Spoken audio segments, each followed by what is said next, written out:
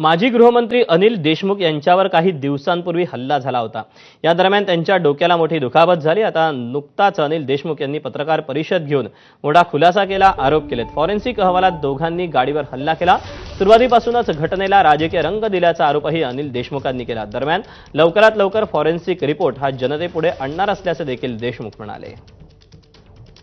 या घटनेमध्ये forensic report प्रमाणे 2 माणसांनी दगडफेक केल्यानंतर त्याची चौकशी व्यवस्थित करून त्या 2 माणसाला पकडायला पाहिजे।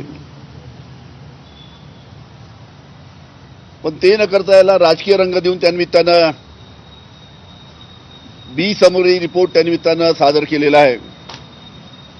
याच्यामध्ये खऱ्या अर्थानं आरोपी सापडले नाहीत यासाठी ए समरी रिपोर्ट सादर करायला पाहिजे होता। त्याच्यामुळे या बाबतीत आता जो फॉरेन्सिक रिपोर्ट जो आलेला आहे त्या फॉरेन्सिक रिपोर्टला धरून आम्ही योग्य ती कारवाई पुढील करू।